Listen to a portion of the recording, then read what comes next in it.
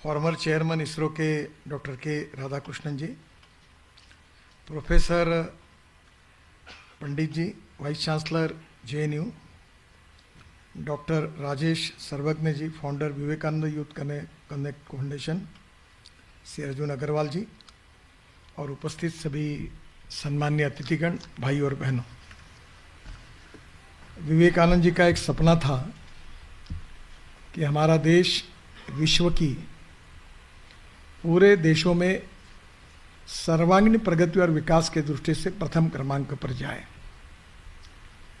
सुखी, समृद्ध, संपन्न, शक्तिशाली हिंदुस्तान जो भय, भूख, आतंक और भ्रष्टाचार से मुक्त होगा, ऐसे हिंदुस्तान की कल्पना उन्होंने की थी।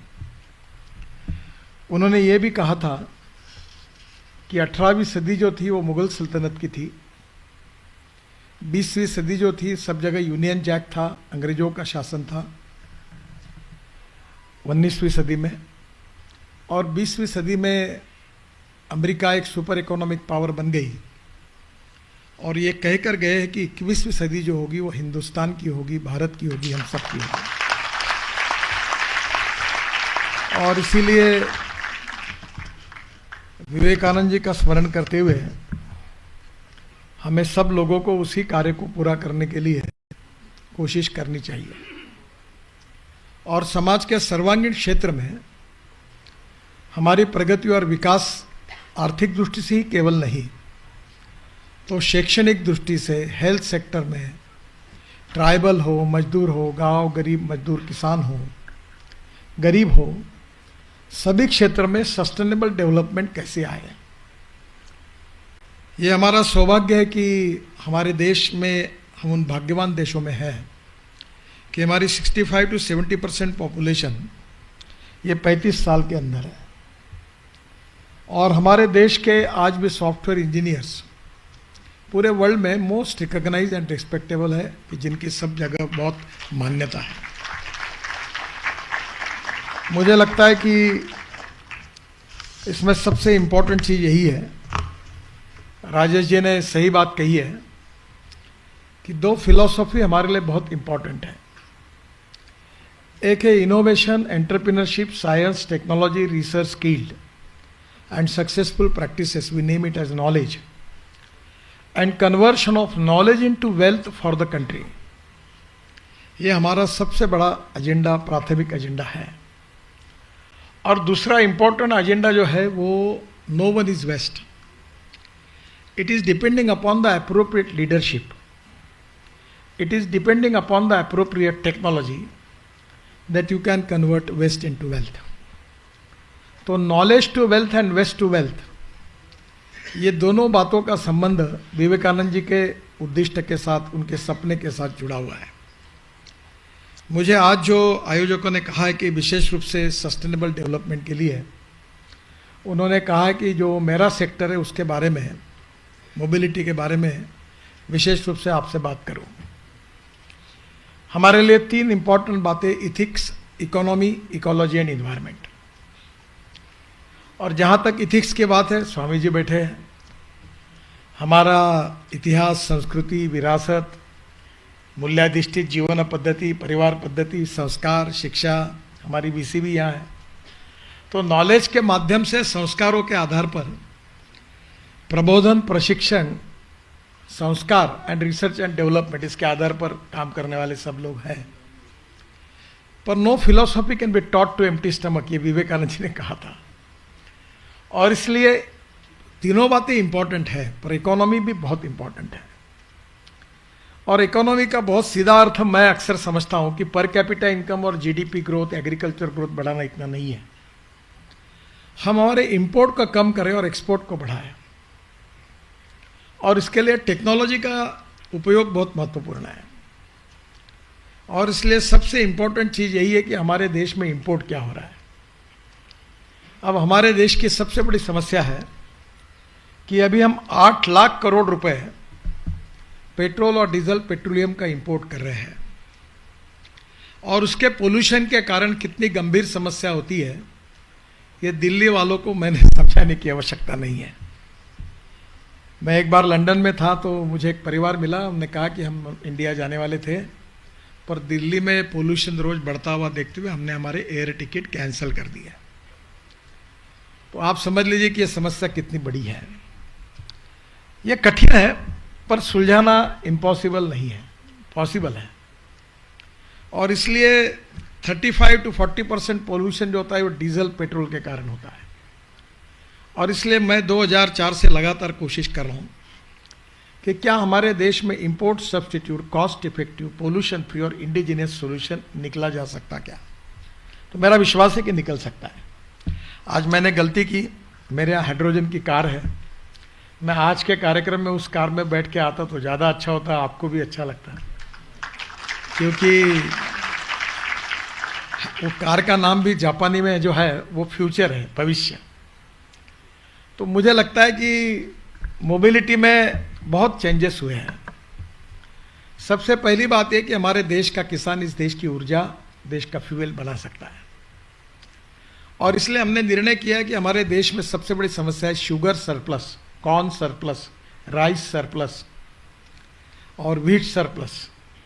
हम एमएसपी नहीं दे पा रहे, और देते देते 1.5 लाख करोड़ सरकार को देने पड़ते, गोदाम में रखने के लिए जगह नहीं है।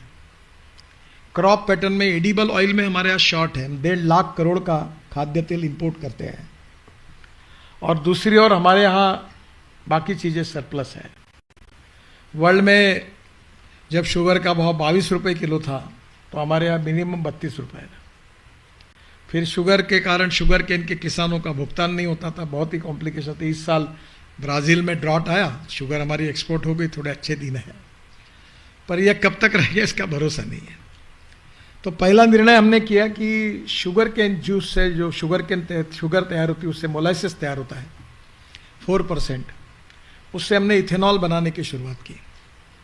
हमें अभी 450 करोड़ लीटर इथेनॉल मिलता है, जबकि 20% पेट्रोल में ऐड करने के लिए हमको 1000 करोड़ लीटर चाहिए, शॉर्टेज है। फिर हमने BAB मोलाइसिस यानी 4% मोलाइसिस के बजाय 3% एडिशनल शुगर मोलाइसिस में डालकर उससे इथेनॉल बनाने की अनुमति दी। फिर शुगर केन जूस से इथेनॉल बनाने की अनुमति दी। और अभी हमने corn, rice, wheat, food grain से इथेनॉल बनाने की अनुमति दी। और अभी हमने सेकंड जनरेशन इथेनॉल में cotton straw, wheat straw, rice straw, bagasse, bamboo, इससे भी इथेनॉल बनता है। और उसका बाय प्रोडक्ट है बिटुमिन। प्राज वालों ने वो टेक्नोलॉजी निकाली है।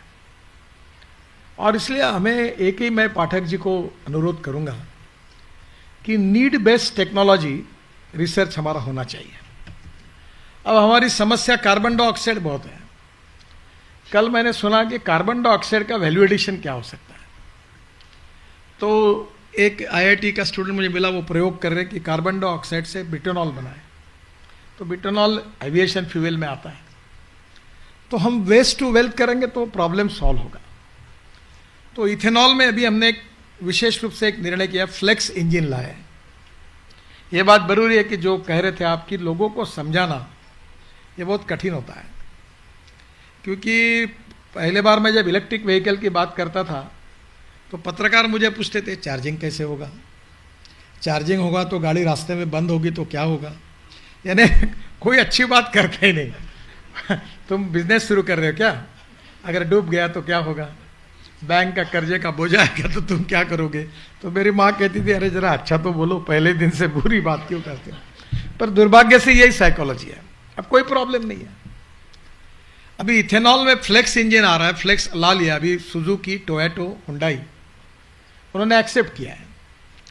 और बजाज और TVS ने स्कूटर और मोटरसाइकिल भी बनाई है।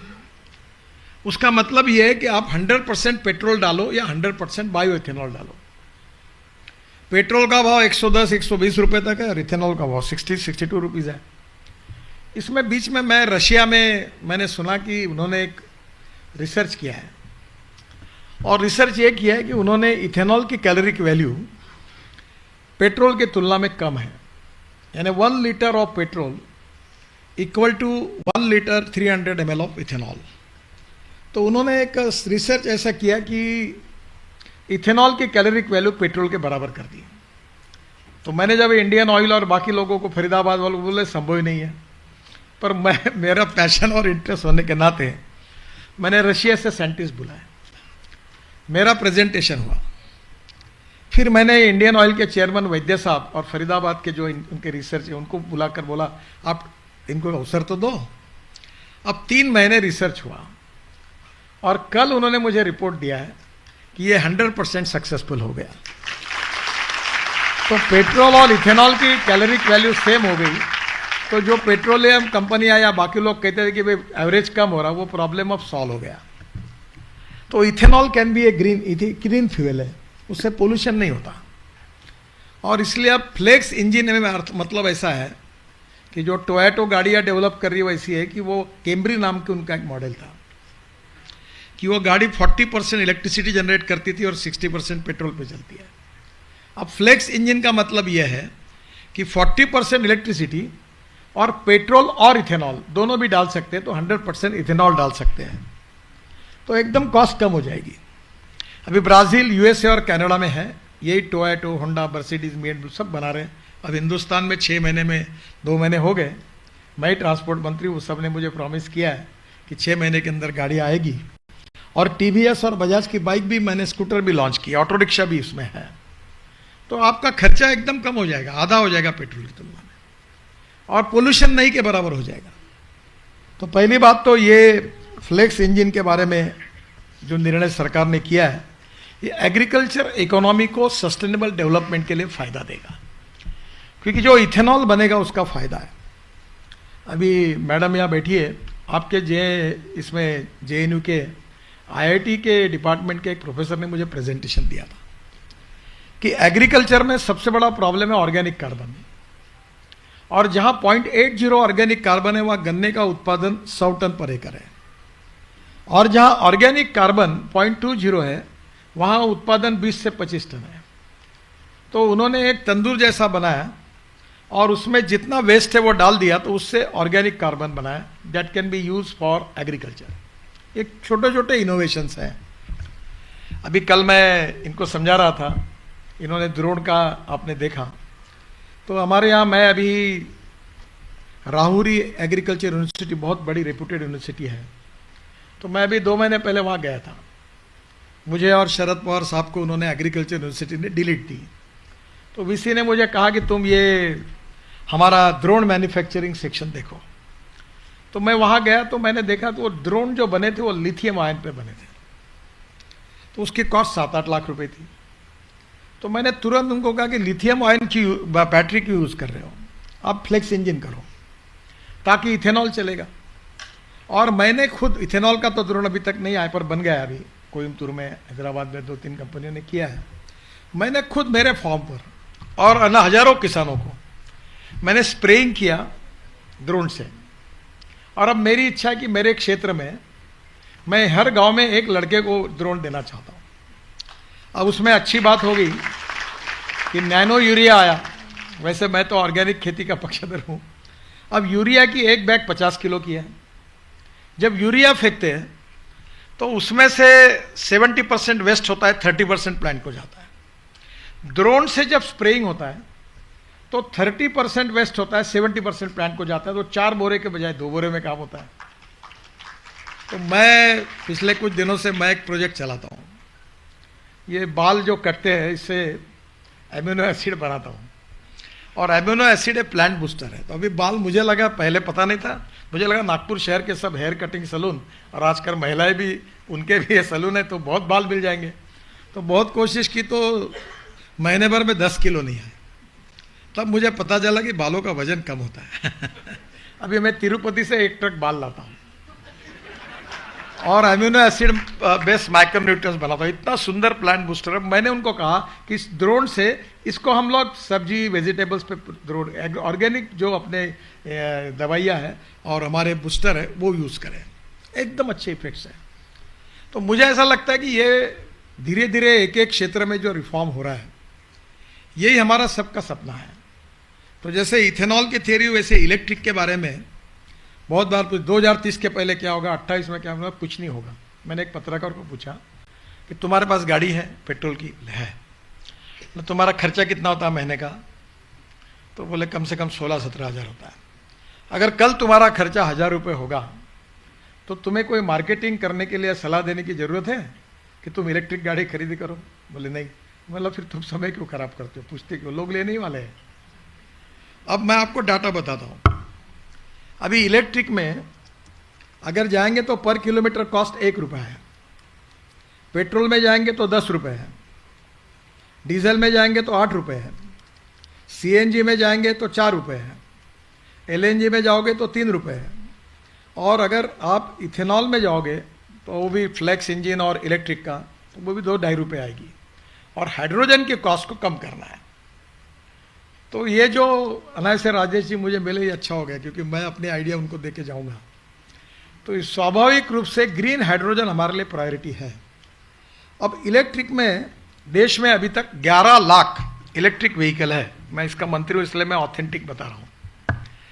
अभी ओवरऑल सेल में 162% राइज हुआ है। इलेक्ट्रिक टू व्हीलर में 423%, इलेक्ट्रिक थ्री व्हीलर में 75%, इलेक्ट्रिक फोर व्हीलर में 238% और इलेक्ट्रिक बसेस में 1237.50% राइज हुआ है। अब टाटा की इलेक्ट्रिक गाड़ी के लिए लोग मेरे को बोलते तुम चिट्ठी दो नहीं तो फोन करो, 6 महीना वेटिंग है। और अभी लोग भी होशियार है, 250 स्टार्टअप शुरू हो गए। अब वो एक ने 70 किलोमीटर तक ही चार्जिंग वाला स्कूटर बनाया, तो कॉस्ट कम हो गई। और उसकी स्पीड 40 किलोमीटर है। सफाई कामगार, कंपाउंडर, छोटे लोग 30 किलोमीटर के ऊपर चलते नहीं, तो उनको ये स्कूटर पुरा रही है। तो धीरे धीरे ये पेट्रोल डीजल ये बहुत बड़ी समस्या है, इकोनॉमी की दृष्टि से और पोल्यूशन की भी दृष्टि से। और इसलिए अब हमारे इसरो के राधाकृष्णन साहब भी है। मैं जब मंत्री था तो एक बार मैंने ARI को आपके पास भेजा था। तो मैंने एक हवाई जहाज में पढ़ते पढ़ते जेट एयरवेज के मासिक में पढ़ा था कि आपका जो सैटेलाइट ऊपर में जो गए थे उसमें बैटरी यूज़ हुई और वो लिथियम आयन की थी, वो सेल थे। तो मैंने उर्ध्वर रेशे करके हमारी डायरेक्टर थी, उसको कहा आपसे कांटेक्ट करो, और आपसे वो केमिस्ट्री लाई। अब आप भी है और आप भी है, तो sodium ion, zinc ion, aluminium ion, lithium ion, अब इसमें काफ़ी रिसर्च हो रहा है। और अगर ये रिसर्च हो गया तो ये लिथियम की ज़रूरत ही नहीं पड़ेगी, हमारे पास लिथियम नहीं है, उसकी कॉस्ट ज़्यादा है। वैसे लिथियम का शॉर्टेज वगैरह कोई है नहीं, अर्जेंटीना में है, सब चाइना ने माइन वगैरह ले ली वगैरह, ये परसेप्शन में लोगों में है, लिथियम अवेलेबल है। पर हमारे देश में हम इसका अल्टरनेटिव ढूंढेंगे, अल्टरनेटिव केमिस्ट्री, तो उपयोग में आएगा। तो इलेक्ट्रिक में अब बहुत चेंजेस हुए हैं। मुझे नहीं लगता कि अब इलेक्ट्रिक को कोई रोक पाएगा। अभी मैंने सब कंपनियों की इलेक्ट्रिक SUV देखी। मैं इलेक्ट्रिक, मेरे पास बुलेट प्रूफ गाड़ी है सरकार ने दी हुई, मैं नागपुर में अब इलेक्ट्रिक SUV में घूमता हूँ। मैंने तय किया कि अब इलेक्ट्रिक बायो अल्टरनेटिव फ्यूल में ही जाएंगे। तो मेरा आपसे सुझाव है कि अब बड़े प्रमाण पर electric scooter, electric auto rickshaw, electric car, electric cart, ये ई रिक्शा, जब मैं मंत्री पहले बार बना तो मुझे सुप्रीम कोर्ट तक लड़ना पड़ा, क्योंकि इसके जो पार्ट्स थे वो अलग अलग कंपनी को जोड़कर वो करते थे, तो उसके ऊपर उनको स्टैंडर्ड्स में बहुत अड़चने आती थी। तो वह कोर्ट में केस चली, सुप्रीम कोर्ट में। तो एडवोकेट अटर्नी जनरल को मैंने कहा कि तुमने तो, मैं आता हूँ कोर्ट में, मैं बताता हूँ कोर्ट को क्या प्रॉब्लम है। तो मैंने कहा तुम ये आर्गूमेंट करो कि महात्मा गांधी जी ने कहा था कि ये TVS का रॉड होगा, बजाज के चक्के हो गए, तो ये ई रिक्शा गरीबों की है, अगर इसको स्टैंडर्डाइज करेंगे तो उसकी कीमत 1.5 लाख रुपए हो जाएगी। तो जो बाजार में पार्ट्स अवेलेबल है वो लगाने दो उनको। नहीं, बोले ये पेटेंट है, गलत होगा। मैंने बोला गांधी जी ने एक बात बताई है कि जिसमें गरीब व्यक्ति का हित होगा तो वो अगर गलत होगा तो भी 10 बार गलती करिए, पर गरीब आदमी के हित के लिए करिए। तो मैंने वो ई रिक्शा को बुलडोज करके, अब मुझे खुशी है कि 1 करोड़ लोग आदमी को ढोने का काम करता था, आज 50 से 60 लाख लोग मैकेनिज्म ड्रिवन ई रिक्शा में काम कर रहे हैं, माल लेके जा रहे हैं। एक नया रिवोल्यूशन होगा। ये मानवता के आधार पर बहुत बड़ा काम हुआ। डॉक्टर राम मनोहर लोहिया, मुझे मुलायम सिंह जी ने पार्लियामेंट में बताया जब मैंने ये बिल लाया था, बोले नितिन तुमको पता नहीं होगा, राम मनोहर लोहिया बोलते थे कि मैं जीवन भर इस रिक्शा में नहीं बैठूंगा। जो आदमी को ढोता है, वो तो कलकत्ता में, बिहार में थे, कंधे पे रख के, तो कितने बुरा था। और वो रिक्शा चलाना भी कितना एक्सप्लॉयटेशन था। तो आज मुझे खुशी है कि 60 लाख लोग इसमें चेंज हो गए। अब साइकिल रिक्शा दिखता नहीं। तो टेक्नोलॉजी का उपयोग कैसा हो सकता है? तो मुझे लगता है कि अब ई व्हीकल में काफ़ी बड़ा चेंज हुआ, और अभी मुझे रोपवे, केबल कार और road train, light rail transport का भी चार्ज मिला है। अभी मैंने गुरुजी आपके उधर उत्तराखंड, कश्मीर और हिमाचल में 65 रोपवे केबल कार मंजूर की है। तो धीरे धीरे पहाड़ पर चढ़ने के लिए वो डीजल फूक फूक के पोल्यूशन करके जाना, इसके बजाय direct funicular railway, ropeway, cable car से लोग जाएंगे, सामान भी जाएगा। तो पब्लिक ट्रांसपोर्ट ऑन इलेक्ट्रिसिटी, और ये डीजल बस के बजाय वो केबल लगाकर, वो ट्राम जो रहती है 2 बसेस, वो टायर पे चलाने की मैं कोशिश कर रहा हूँ कि पूरे सिटी में चले, तो एकदम पोल्यूशन कम होगा। जो इसके साथ जो दूसरा इंपॉर्टेंट है वो इलेक्ट्रिक और इथेनॉल के साथ है मिथेनॉल। जो हमारे सारस्वत साहब है, उन्होंने काफ़ी काम किया है नीति आयोग में, और अब 15% डीजल में मिथेनॉल डालने की अनुमति मिली है। सर ये भी विषय आप प्रायोरिटी दीजिए, ये बहुत देश के लिए आवश्यक है। ये जो कोयला है जिससे हम लोग कोल बेल्ट मिथेन निकालते हैं, तो कोयले से मिथेनॉल बनता है और मिथेनॉल से डीएमई बनता है, और अमेरिका में 20% डीएमई एलपीजी में डालते हैं, तो एलपीजी की कॉस्ट सर 50-60 रुपये सिलेंडर कम हो जाएगी, उतना एलपीजी का इंपोर्ट कम हो जाएगा। और जो मिथेनॉल बनता है वो 22 रुपये लीटर है, जो डीजल का अल्टरनेटिव है। आसाम पेट्रोलियम 100 टन बनाती है, आरसीएफ बनाती है। तो मिथेनॉल बेस्ड इकोनॉमी डेवलप करने की भी योजना तैयार हुई है। अब इसके साथ सबसे इंपॉर्टेंट है हाइड्रोजन। हाइड्रोजन में ब्राउन हाइड्रोजन, ब्लैक हाइड्रोजन, ये हमारे काम का नहीं है। हमें ग्रीन हाइड्रोजन ही चाहिए, क्योंकि जो पेट्रोलियम बेस्ड हाइड्रोजन है वो तो पेट्रोलियम इंपोर्ट करना पड़ेगा, जो कोल से बनेगा वो भी पोल्यूशन के लिए प्रॉब्लम है। तो ग्रीन हाइड्रोजन में 2 अच्छे मार्ग है जिसमें आप थोड़ा रिसर्च करिए। मुझे समय कम मिलता है, मैं पीछे लगा रहता हूँ, पर आपका इसमें सहयोग मिलेगा तो होगा। ये हमारे शहरों में सीवेज वाटर है। मैं वाटर रिसोर्सेज मंत्री था, गुरुजी को मालूम है, इतना पानी, गंदा पानी गंगा में छोड़ते थे। हरिद्वार, देहरादून सब खराब कर दिए नदियों को। तो मैंने अपने शहर में, नागपुर में 7 साल पहले एक प्रोजेक्ट लिया और टॉयलेट का पानी बेचना शुरू किया, अच्छा करके। सर अभी हम लोग महाराष्ट्र सरकार को, पावर जनरेशन को महानगर पालिका पानी देती है, हमको 325 करोड़ रुपए साल के मिलते हैं, 325 करोड़। सर एक प्रोजेक्ट आप मथुरा जाकर देखिए, मैंने शुरू किया था पहली बार। वो ऐसा है कि इंडियन ऑयल की रिफाइनरी है, तो मथुरा का 80 MLD स्लज एक त्रिवेणी इंजीनियरिंग करके कंपनी ने प्रोजेक्ट लिया है। वो हाइब्रिड एन्युटी पे मैंने पहली बार वैसा रोड में किया, वैसा वहीं किया है। तो वो प्रोजेक्ट ऐसा है कि 40% सरकार के, 60% प्राइवेट, और इंडियन ऑयल वो पानी लेगा पूरा साफ किया हुआ रिफाइनरी के लिए, और 20 करोड़ साल के देगा। प्रोजेक्ट पूरा हो गया, अभी इनॉग्रेशन हो रहा है। तो ये वेस्ट टू वेल्थ वाला है, सरकार के पैसे की जरूरत ही नहीं, 40% ही लगा, और 80 MLD स्लज मथुरा की इंप्रूव हुई। मेरा जो सुझाव है कि ये जो गंदा पानी है नगर पालिका और महानगर पालिका के क्षेत्र में, वहाँ जो सॉलिड वेस्ट मैनेजमेंट है उसको हमको सेग्रीगेट करना पड़ता है। तो रूफ टॉप सोलर लगाए, और गुजरात में काफ़ी लोग बना रहे छोटी छोटी विंड मिल, क्योंकि ग्रीन हाइड्रोजन के प्रोडक्शन में 80%, 70% पावर कॉस्ट है, और पानी फुकट में मिल जाएगा गंदा पानी को शुद्ध करके, और ये पावर सस्ती हो जाएगी। और इलेक्ट्रोलाइजर अभी मैंने इनॉग्रेट किया है फैक्ट्री बेंगलोर में, तो उसका 1 करोड़ 20 लाख का है, अभी काफ़ी लोग कर रहे हैं, और अमेरिका में 90% प्रोडक्शन एक्सपोर्ट कर रहे हैं। तो उसी से इलेक्ट्रोलाइजर भी है। फिर जनरेटर लगता है, क्योंकि उसको कॉम्प्रेस करने के लिए हाई बार पर ले जाना पड़ता है, तो उसमें डीजल जनरेटर, उन्होंने कहा था, मैं कहा डीजल नहीं, इथेनॉल जनरेटर करें। अभी मेरे आईटी मंत्री जी के साथ मीटिंग है, हमारे यहाँ 10,000 करोड़ लीटर डीजल फूका जाता है केवल ये टेलीकम्युनिकेशन के टावर पर। अभी किर्लोस्कर ने लोगों ने किट तैयार की है, और मैं उनको आग्रह कर रहा हूँ कि डीजल नहीं, इथेनॉल चले, ताकि पोल्यूशन भी कम हो और कॉस्ट भी कम है, और ये हमारे देश का है। तो स्वाभाविक रूप से जनरेटर सेट इथेनॉल पर चलेगा।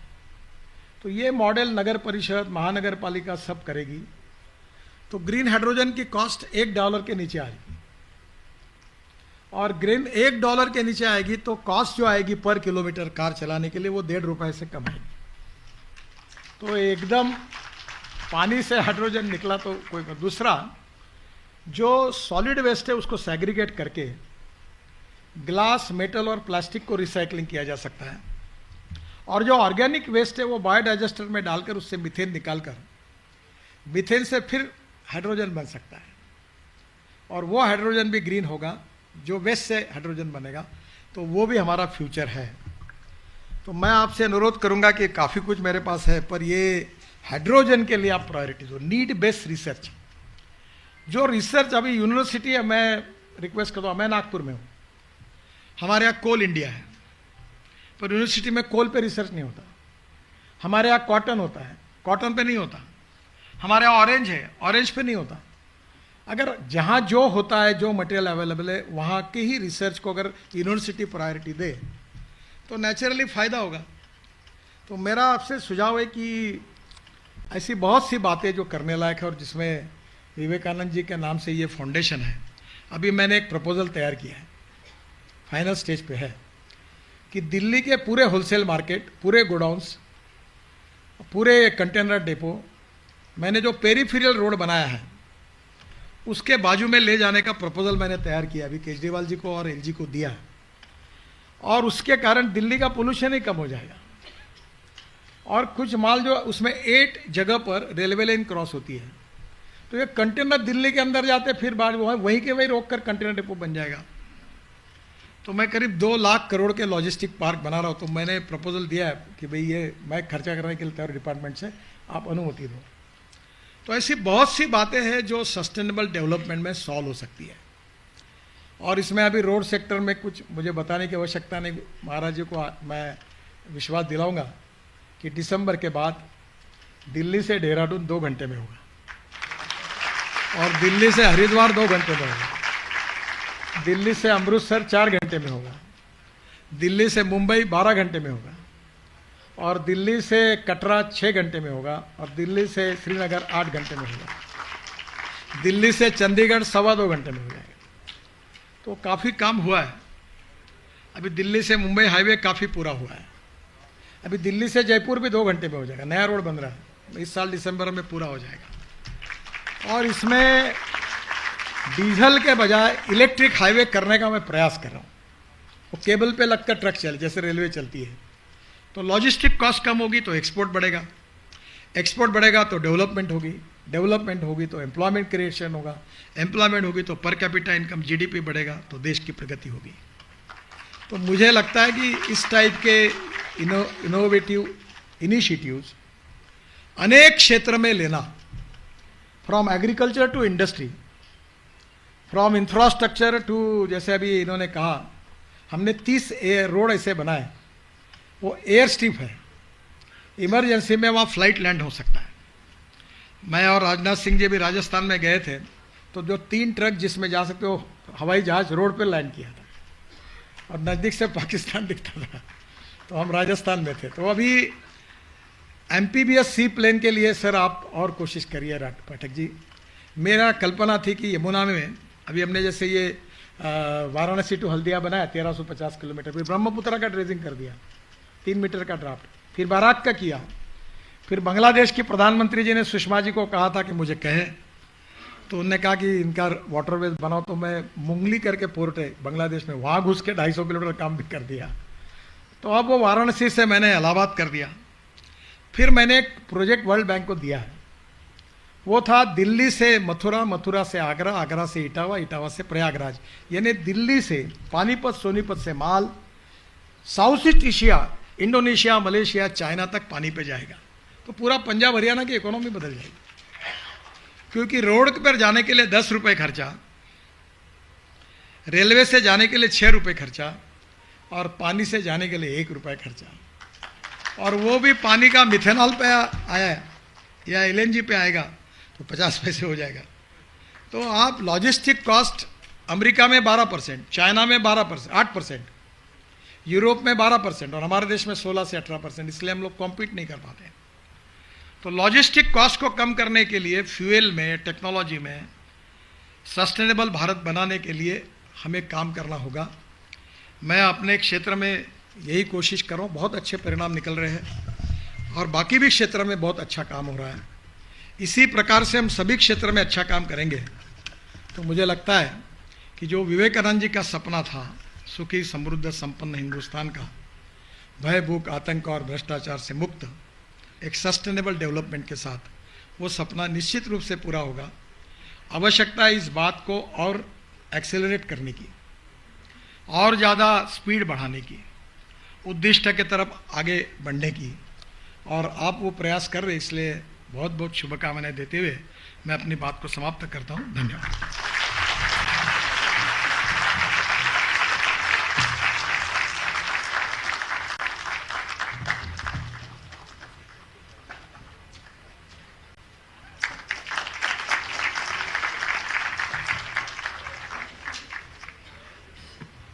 Thank you so much. Can I once more have a huge round of applause for Nitin Gadkari ji, our Honorable Union Minister of Transport and Highways. Thank you so much, sir. And now, proceeding further on, I'd like